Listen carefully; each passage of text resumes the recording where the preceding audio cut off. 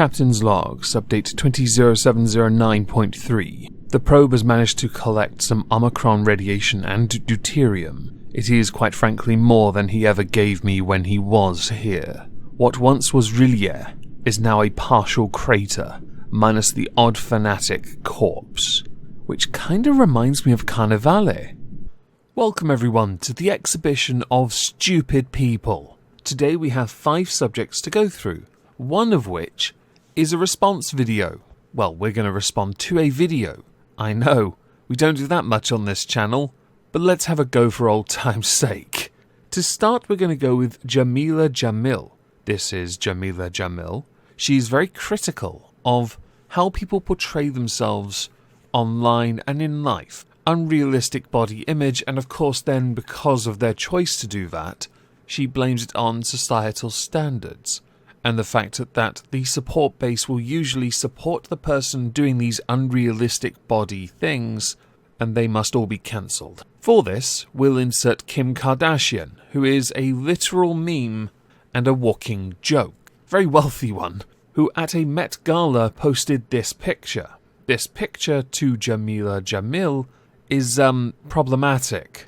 Jameela has made it a point over the years to go in on the Kardashians quite a lot. In fact, it could be considered an obsession at this point.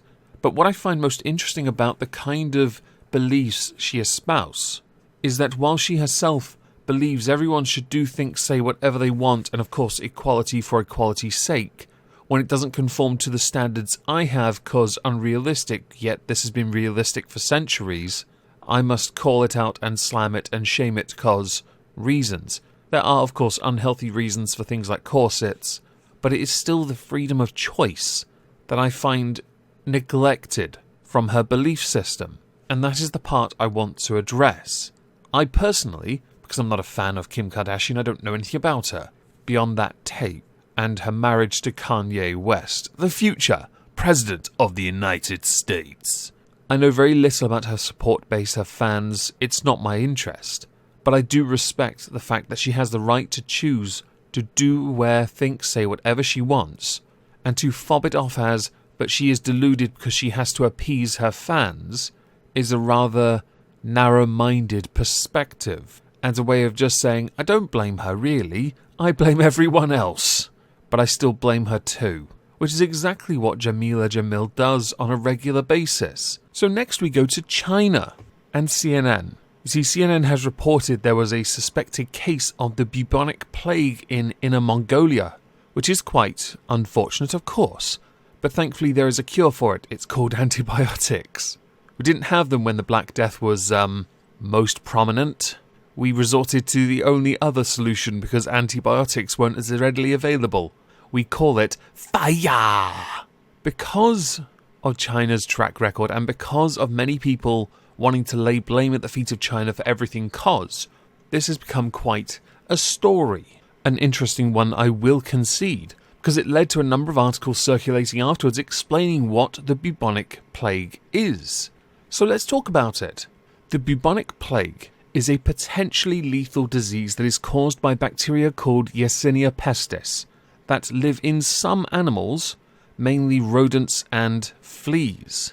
The bubonic plague is the most common form of this, and its name comes from symptoms that include painful, swollen lymph nodes or buboes in the groin or armpit. The part where I found this most interesting with CNN was that they reported this as if it was a resurgence and a new thing coming from China. But actually there have been over 3,000 cases reported from 2010 to 2015, which would include 584 of those being deaths. It isn't just in China where there are reported cases of it. Other most notable places would include the Democratic Republic of Congo and Madagascar.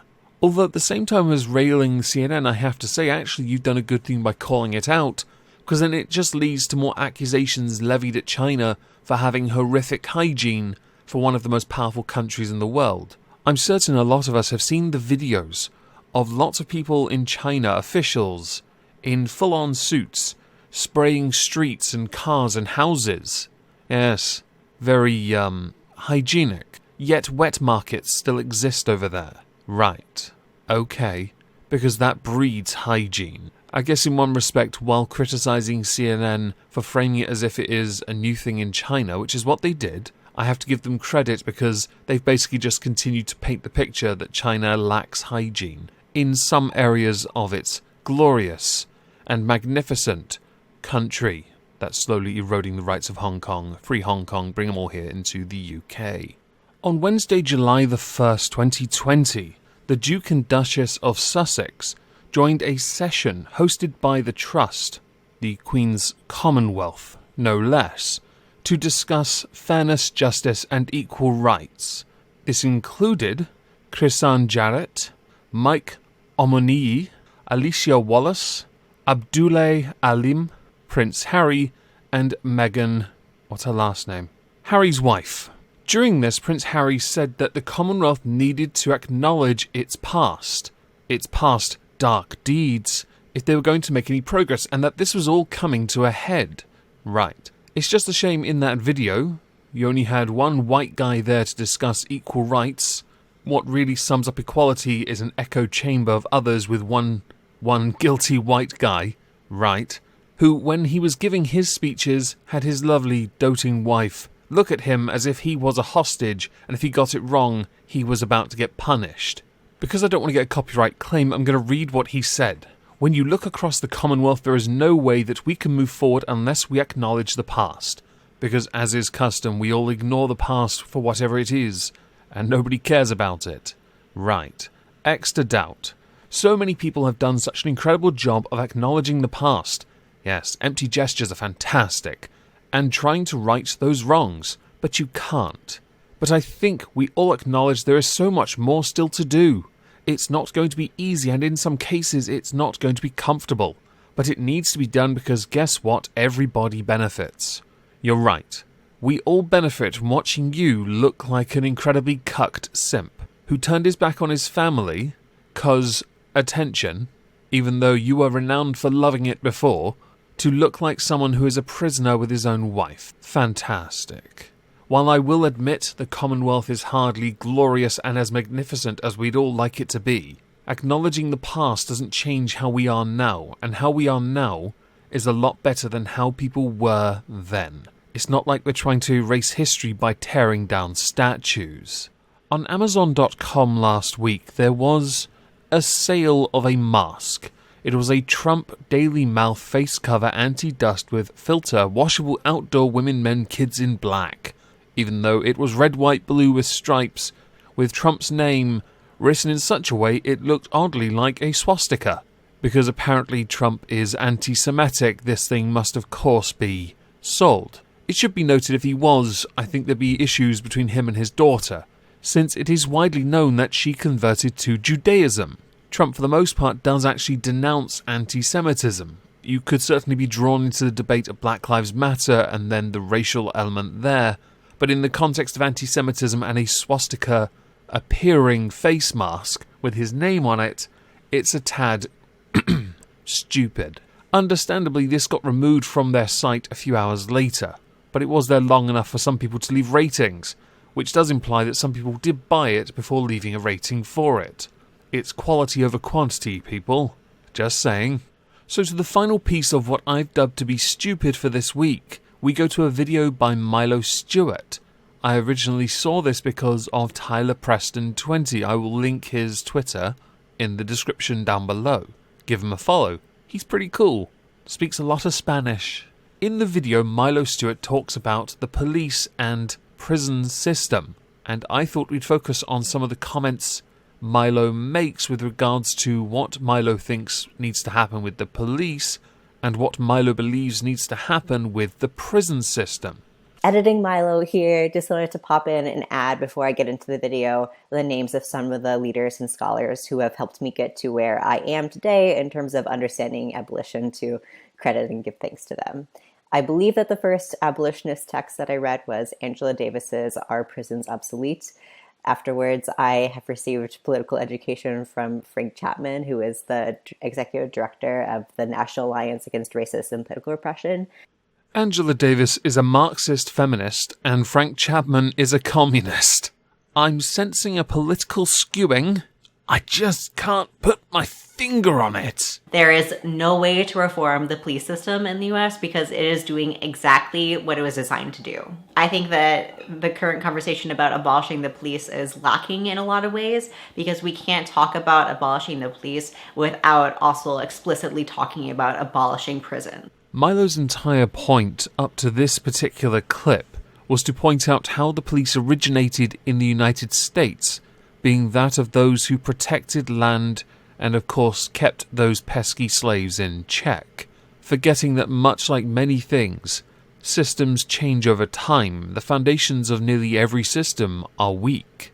If you want to abolish prisons and the police like you do, then you have to abolish every system first. What I find fascinating about that kind of mentality is all the massive corporations are supporting you, which seems a bit odd to be anti-establishment and yet have establishment in your corner. Right. Granted, for them, it's because less regulation means more money for them, but you haven't seen that one yet. When it comes to the subject of the history of US police, though, there are contradicting sources. Some say the US Marshal Service established in US Parks Police 1791, others point to Boston in 1838 protecting large shipping commercial centers. I guess it depends on the source, right?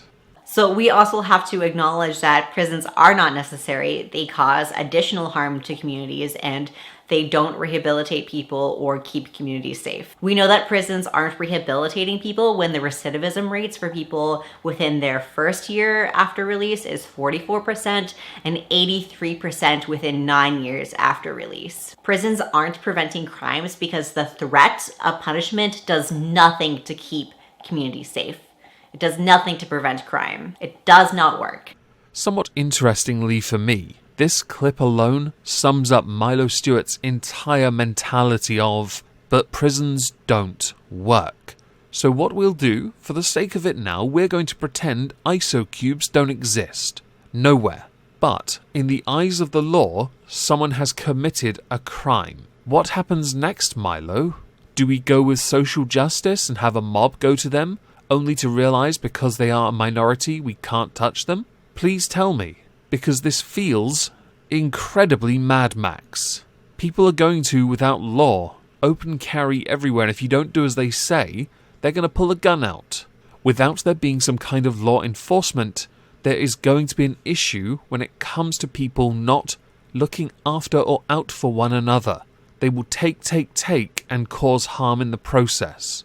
I did watch your entire video, and all the different sources you cited, from Marxists and communists. It was astonishing. Their lived experiences, while fascinating, and I will agree they are fascinating, along with the statistics for reoffending in your country also being quite interesting.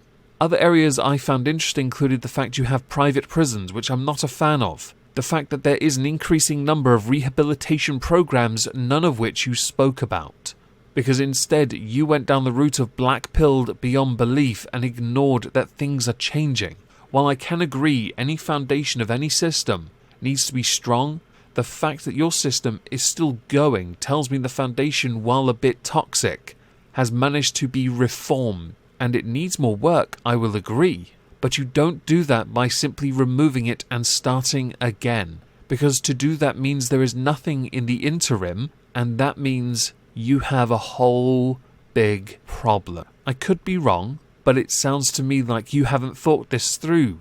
And you put out a very long video trying to articulate your researched beliefs. But your beliefs are from one side. It showed a complete lack of consideration for those that disagree with you. When you try and portray yourself as a know-it-all on the internet, why not actually know it all first, so you don't look arrogant? With what we've covered today, I'd love to know what you all think. Please do let me know in the comments down below. Do not harass Milo Stewart. If I don't see you on Twitch tonight, because I'm streaming there tonight, Assassin's Creed 2. Hope you all have a fantastic Thursday, and thank you all for listening.